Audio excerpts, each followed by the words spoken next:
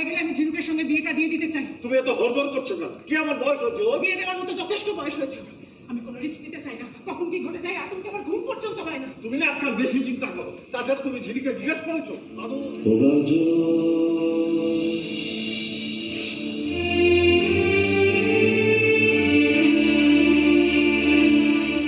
the same one in England, battling with the secrets of kings, queens, commoners, plebeians. উত্তরায়ণের পক্ষ থেকে যে এই যে অনুষ্ঠান আয়োজিত হচ্ছে এটা সম্পর্কে যদি দু লাইন কিছু বলেন। উত্তরায়ণের প্রোগ্রামে আমি বহুবার এসেছি আগে, এবং এই নিজামের শহরে আসতে এর সংস্কৃতি, এর ঐতিহ্য, এখানকার মানুষজন, বিশেষত এখানকার যে বাঙালিরা থিয়েটার দেখতে আসেন তাদের প্রতি আমার একটা অন্যরকম শ্রদ্ধা আছে। তারা খুব মনোযোগ দিয়ে থিয়েটার দেখেন এবং থিয়েটারের আয়োজন করেন।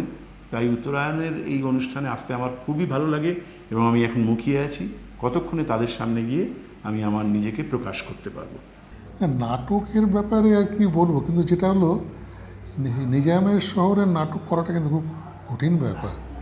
লোক জোগাড় করে নিয়ে আসা, কারণ একটা নাটককে সাকসেসফুল করতে গেলে যেটা দরকার হয় দর্শক, সেখানে দর্শকের সংখ্যা কম হলে পরে অবভিয়াসলি যেটা হয় নাটকটা একটুখানি নাটকের পারফরমেন্সে আমার মনে হয় একটু ব্যাঘাত ঘটে। আমরা আমাদের নাটকের যারা কুশীলাও আছে তাদের সাথে কথা বলেছি, যদিও প্রথম নাটক যেটা হতে চলেছে সেটা হলো দায়বদ্ধ। সত্যি কথা বলতে গেলে এটা অনেক পুরনো নাটক এবং সেই নাটকের এটা নতুন করে এটা একটা রূপ দেওয়া হয়েছে। তার মূল চরিত্রে আছে আমাদের শ্রী পার্থ ভৌমিক, তার সাথে আছে যে আমাদের মহিলা character Debjani Singha, she is also very good actress. সুতরাং নাটকটা একটু সিরিয়াস নাটক, সুতরাং নাটকটা যে ভালো হবে তাতে কোনো সন্দেহ নেই। বুড়িটাকে তুলে নিলাম গাড়িতে, বুঝলি?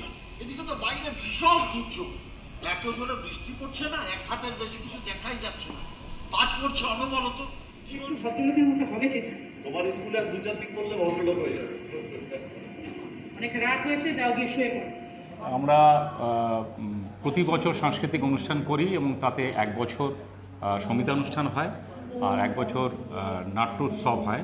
তো গত বছর আমরা করেছিলাম দিলকাশি, যেখানে শ্রী রাঘব চট্টোপাধ্যায়, শ্রীজাত বন্দ্যোপাধ্যায়, শ্রীমতী পিউ মুখার্জি এসেছিলেন। আমরা এবার করছি আমাদের নাট্যোৎসব, যেখানে দায়বদ্ধ আর ব্রিটিশবাবু হচ্ছে। এই দুটো নাটক খুবই পরিচিত এবং খুবই বিখ্যাত নাটক।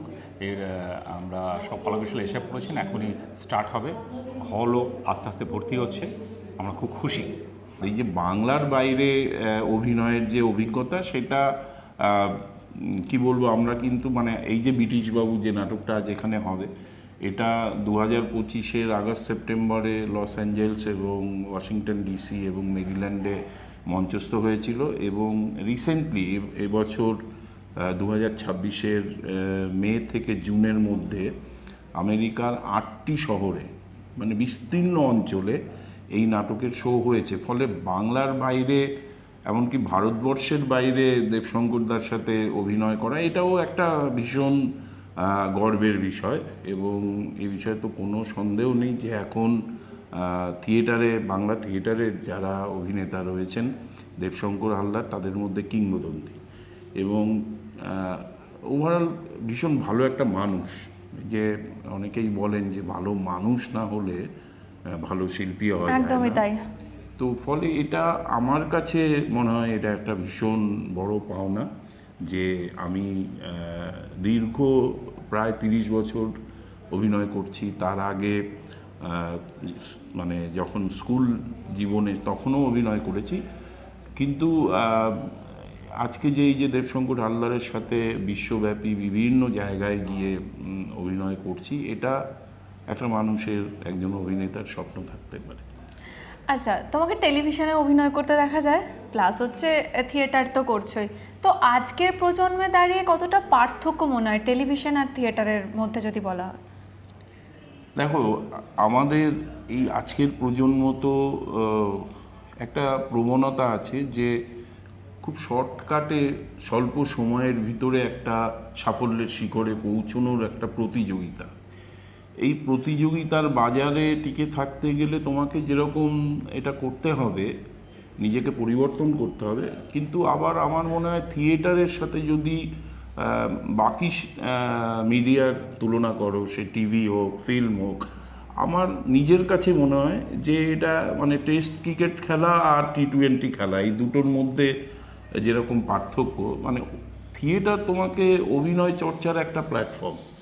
থিয়েটার হয়তো কমার্শিয়ালি, বিশেষ করে আমাদের দেশে, তোমাকে খুব বেশি কিছু দিতে পারবে না, কিন্তু তোমাকে একজন অভিনেতা তৈরি করে দেবে। আজকের সোশ্যাল মিডিয়ার সময়ে যেটা দেখা যাচ্ছে কি ওটিটি, ফেসবুক রিলস বা অনেক চল বেড়ে গিয়েছে, সেখানে দাঁড়িয়ে মঞ্চ অভিনয় কতটা মানে ডিস্টেন্স বা কতটা দূরত্ব বলে মনে হয়? এটা খুব সত্যি কথা। আজকের এই স্মার্টফোনের যুগে যখন প্রত্যেক মানুষের হাতে হাতে ফোন, সেখানে রিলস বা সবই তো দেখা যাচ্ছে, মানে নিউজ থেকে শুরু করে এভরিথিং, সেটা যেরকম সত্যি কথা, আবার থিয়েটার দেখতেও তো হাজার হাজার মানুষ আসছেন এই সময়। আমরা যখন কলকাতায় শো করছি, আমরা যখন বিদেশে গিয়ে শো করছি, এইটা ভাবতে হবে যে এই সমস্ত কিছু থাকা সত্ত্বেও সুদূর আমেরিকা থেকে বাঙালিরা আমাদের নিয়ে যাচ্ছে শুধুমাত্র থিয়েটার দেখবে বলে। ফলে আমি যেটা বললাম যে থিয়েটারের এই চর্চা সারা জীবন থাকবে, সময় পরিবর্তন হবে, অভ্যাস পরিবর্তন হবে, কিন্তু এক হচ্ছে অভিনেতা অভিনেত্রীদের কাছে থিয়েটার যেরকম একটা চর্চার জায়গা, তেমনি দর্শকও এই সমস্ত কিছুর মধ্যেও কোথাও যদি থিয়েটার হয়, নিশ্চয়ই তারা তাদের পথ খুঁজে নিয়ে গিয়ে থিয়েটারের পাশে দাঁড়াচ্ছেন, সামিল হচ্ছেন, বা থিয়েটারের যে রসবোধ, যে অনুভূতি, সেটা উপভোগ করছেন। ক্যামেরা সবসময়তে অভিনয় ক্যামেরার সামনেই থাকা হয়, যদি ক্যামেরা থেকে বেরিয়ে এসে ব্যক্তিগত জীবন কিভাবে কাটাতে ভালো লাগে? দেখো, ক্যামেরা থেকে বেরিয়ে এসে ব্যক্তিগত জীবনটা তুমি যেভাবে কাটাও আমরাও সেভাবে কাটাই, কারণ আমরা আফটার অল প্রত্যেকেই মানুষ, আমাদের অনেক সমস্যা থাকে, যেমন ভালো অনেক জিনিস থাকে জীবনে, তেমন অনেক সমস্যাও থাকে। এখন ক্যামেরার সামনে যখন তুমি দাঁড়াও, তখন কিন্তু তোমার ওই সমস্যা বা সুখানুভূতি সবটা ভুলে গিয়ে তোমাকে একজন অভিনেতা হিসেবে অভিনয় করতে হয়। সেখানে আমি দেখেছি আমাদের অনেক সহশিল্পীদের, মানে শুটিং করতে করতে মায়ের মৃত্যু সংবাদ এসছে, সে শুটিং ফ্লোরের বাইরে গিয়ে একটা গ্যাপে অঝরে কাঁদছে, আবার একই সময়ে হয়তো 10 মিনিট পরে সে এসে ফ্লোরে দাঁড়িয়ে সে হয়তো হাসি, মানে কোনো একটা অভিনয় চরিত্র করছে যেখানে হাসতে হচ্ছে তাকে। তো এটা আমার নিজের চোখে দেখা। ফলে ক্যামেরার সামনে আমরা যেটা করি সেটা পুরোটাই অভিনয়, এবং তখন হয়তো আমরা সেই চরিত্রটা হয়ে ওঠার চেষ্টা করি। ফলে অভিনয়ের সময় অন্য কোনো কিছু মাথায় রাখলে চলে না। আবার ঠিক অভিনয়ের পরে একজন মানুষ হিসেবে আমার চারপাশের যে সমস্যা, যে বিষয়গুলো রয়েছে, সেটা সবটাই মাথায় রেখে চলতে হয়। রাহুল দা, সবার প্রথমে বলি কেমন আছো?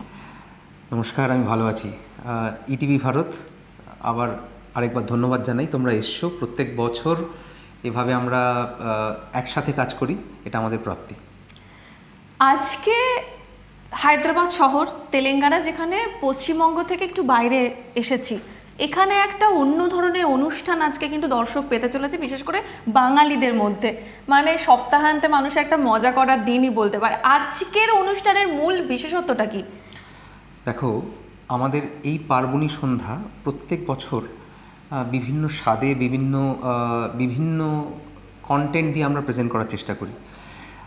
কোনো বছর কবিতা গানের উৎসব, কোনো বছর নাটকের। এবছর 2026 উত্তরায়ণ পার্বণী, আজকে নাটকের উৎসব, নাট্যসন্ধ্যা। আর এই নাট্যসন্ধ্যায় আমাদের দুটো নাটক উপস্থিত হবে।